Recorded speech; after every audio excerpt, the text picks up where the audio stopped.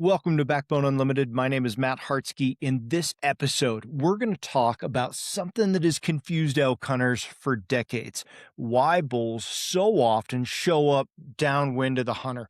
If you're not familiar with who I am, I've been hunting and guiding Western big game for over 34 years, and I've been a professional strength conditioning and nutrition coach for more than 30 years, and I'm here to help you become a more successful and consistent hunter and outdoorsman. If you've hunted elk long enough, you've probably experienced this exact situation. You're set up calling, a bull answers, maybe he cuts the distance. You're expecting him to come straight in. Then suddenly, he just disappears. Minutes later, the wind swirls, a branch cracks behind you, or the elk explodes out of cover after catching your scent. It feels like the bull somehow knew exactly where you were. But the truth is that bull wasn't guessing. He was doing exactly what elk have done, what they've evolved to do to survive. Bulls rely on their nose more than any other sense, right? Before committing to another elk, a cow sound, or even another bull, they often try to verify what they're hearing by circling downwind. That movement allows them to confirm danger or safety without exposing themselves unnecessarily. Once you understand this behavior, elk encounters start making a lot more sense. More importantly, it changes how you position yourself, how you call, and how you anticipate a bull's next move before you ever see him. To really understand why bulls circle downwind, you first have to understand one of the most important facts about elk behavior. Elk trust their nose more than anything else. Elk live in an environment where danger can come from every direction. Wolves, mountain lions, bears, and humans have all hunted elk for generations. And because of that pressure, elk evolved to rely heavily on scent to verify what is safe and what isn't.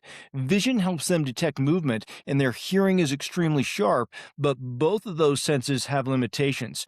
Timber, terrain folds, brush, and shadows can hide predators and hunters. Sound can echo through mountains and make it difficult to pinpoint exactly where something is located, even though elk are amazing at pinpointing you.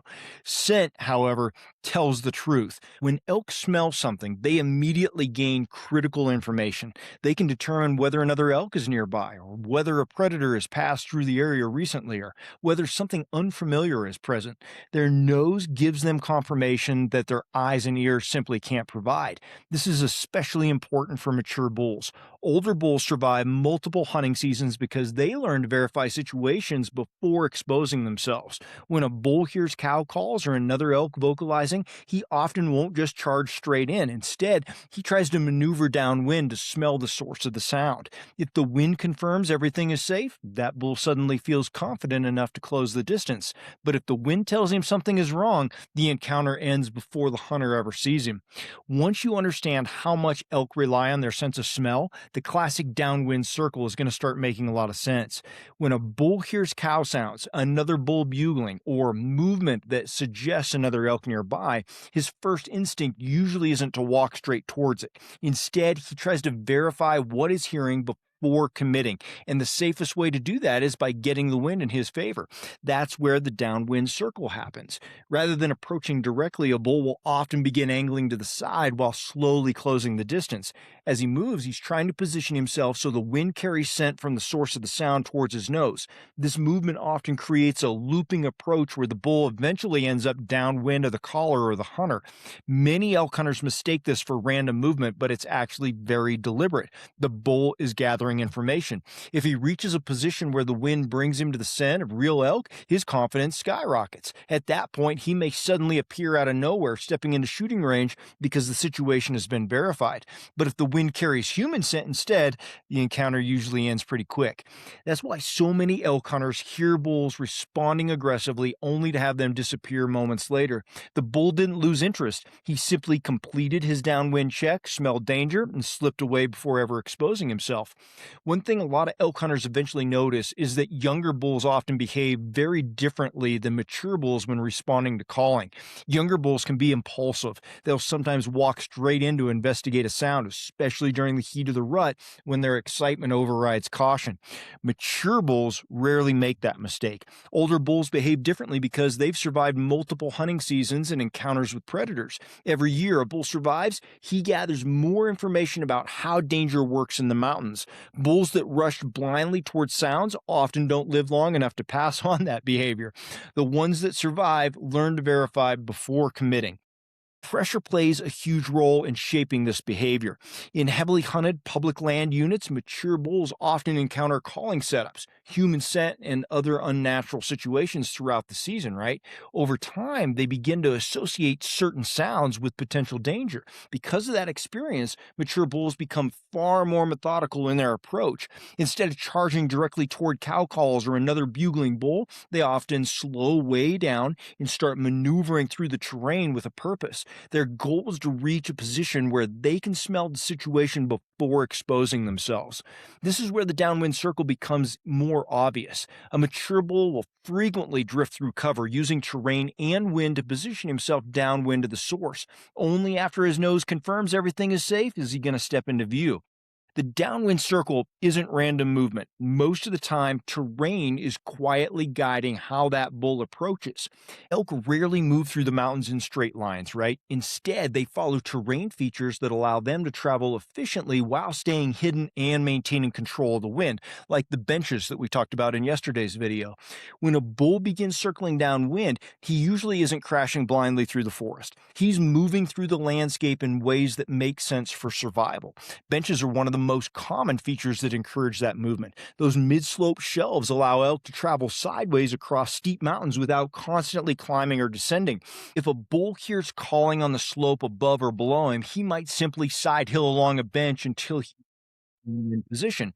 Side hill travel routes create that same effect. Elk frequently move across mountains instead of straight up and down them. That natural side hill movement often turns into a gradual downhill loop as the bull adjusts his position relative to the sound.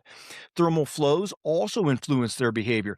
As air rises during the day and falls during the evening, elk instinctively move through that terrain in ways that allow them to smell what's ahead of them. And finally, you got to pay attention to cover edges because those play a major role. Bulls often circle through timber edges or brush lines and broken terrain where they can move quietly without exposing themselves. When all of those factors combine, the downwind circle becomes predictable. The bull isn't wandering. He's simply following terrain and wind to verify what he's hearing. Hey, if you hunt public land elk and you're tired of grinding through random seasons, I built the elk hunting series of ebooks for you. Most hunters don't struggle because they lack effort. They struggle because they lack a system. And that's exactly why I built the elk hunting ebook series as a complete progressive framework for Western elk hunters who are done guessing and ready to hunt with intention. Volume 1 is going to be Foundations and Reality. I reset your mindset and expose the assumptions that quietly wreck seasons. In Volume 2, Finding Elk and Understanding Pressure, you'll learn how elk actually move under pressure so you can anticipate instead of react. In Volume 3, Terrain, Wind, and Position, I break down how to use landscape and thermals to consistently create opportunities. In Volume 4, Calling, Silence, and Pressure, sound becomes a decision tool, not an impulse. In Volume 5, Bow Hunting Execution, we're talking about close range strategy so you can finish your encounters. And in Volume 6, Late Season and Post-Rut, we're talking about how elk shift after the rut and how to adapt when others quit. This is a system built for consistency. This isn't theory. It's a structured system to help you find elk, read country, and make confident decisions every season. Buy each volume individually or bundle them all to save 50% off at backboneunlimited.com. One of the biggest reasons elk calling setups fail has nothing to do with the quality of calling itself. It has everything to do with wind and positioning. A lot of hunters focus almost entirely on the sound they're making. They worry about whether their cow calls sound realistic or whether their bugle is aggressive enough to trigger a response. But the bull responding to those sounds is rarely thinking about the sound alone. He's thinking about verification, and verification almost always involves the wind.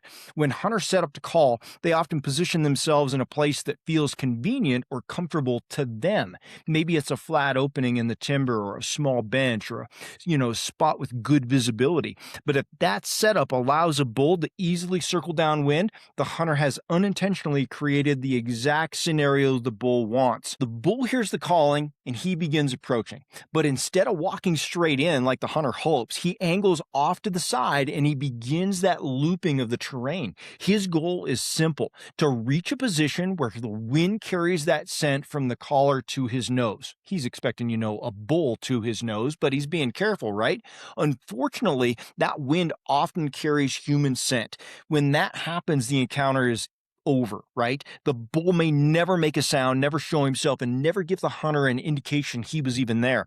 From the hunter's perspective, it feels like the bull simply vanished and they don't know why. In reality, the bull did exactly what elk are built to do. He verified the situation first using the wind and then quietly slipped away. Now, once you understand that bulls naturally try to circle downwind, the next step is learning how to set up in ways that work with that behavior instead of against it.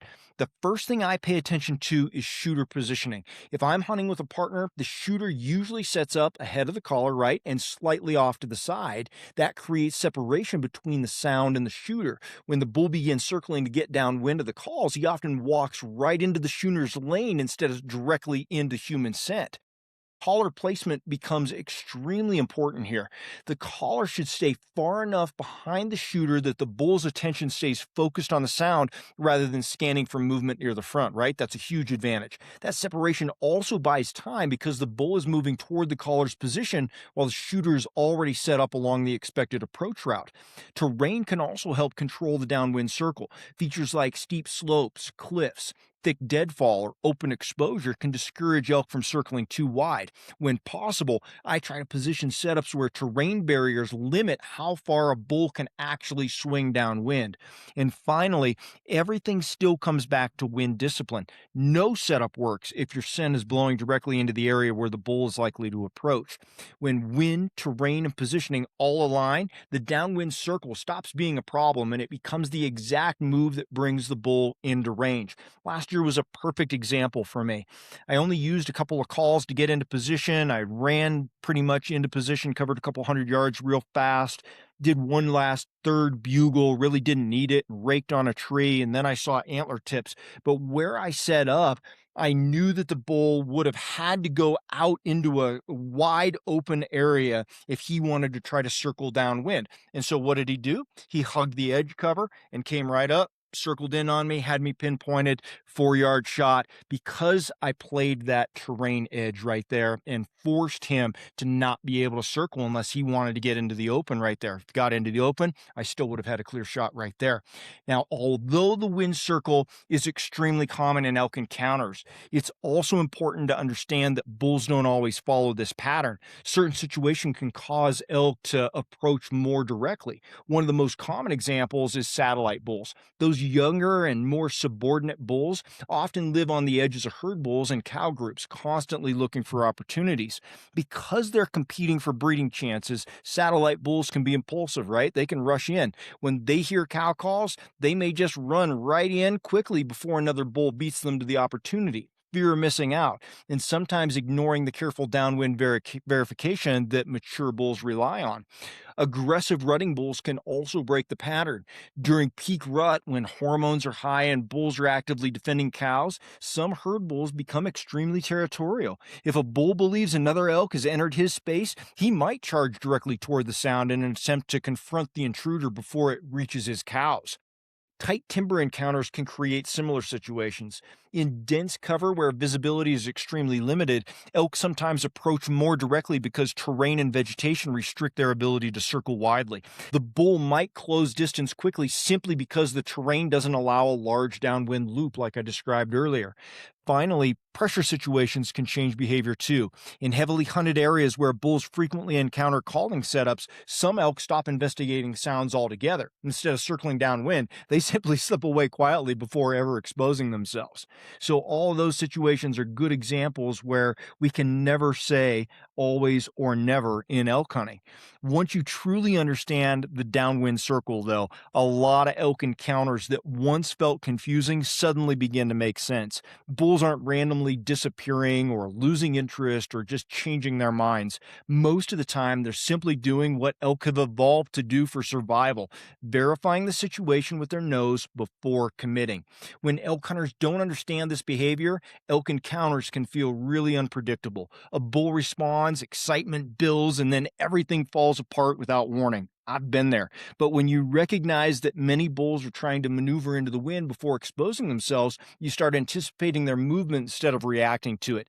That shift in perspective is super powerful. Instead of hoping a bull walks straight in, you begin thinking about how he's most likely to approach. You start paying closer attention to terrain that allows a downwind loop, to thermal direction, and to how your setup positions the caller and the shooter relative to the wind and the bull's approach. The goal isn't to stop bulls from circling downwind. They're going to do it. The goal is to expect it and have a plan for it. Because once you start understanding why elk move the way they do, encounters stop feeling like random luck and they start becoming predictable patterns shaped by wind, terrain, and the instincts that have kept elk alive for generations. Now, if you want to go deeper into elk movement, pressure patterns, terrain positioning, and structured decision making, that's exactly why I built the elk hunting series of ebooks. It's a progressive system designed to help you understand how elk actually use country and how to position yourself accordingly. I have a link to those ebooks in the description. If you want hands-on application and real-time breakdowns, we have an in-person Elk Camp 2026 right now is booking for this summer that is built around the same philosophy: structure, preparation, and execution in real terrain, real scenarios. You can check that out at backboneunlimited.com. And if you want ongoing access to the Team Backbone community, classroom, my full digital vault of elk resources, private discussions, and direct communication to me for planning, you can join Team Backbone at backboneunlimited.com underneath our membership tab. Everything we talk about here is connected.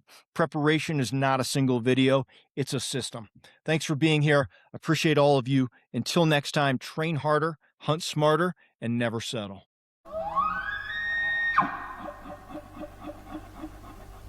Step into the backcountry and step up your elk hunting game at Elk Camp 2026. This isn't a seminar. It's an immersive experience with real field training alongside successful elk hunters Matt and Saxton Hartsky. You'll learn how elk think and move, break down terrain like a pro, call with confidence, and practice 3 days of real-world elk hunting scenarios that mirror what you'll face on your own hunt. This camp was built to bridge the gap between where you are and where you want to be in the mountains.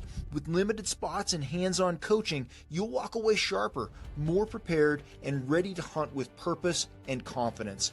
Elk Camp 2026. Sharpen your edge. Register now and prepare for the season like never before at backboneunlimited.com.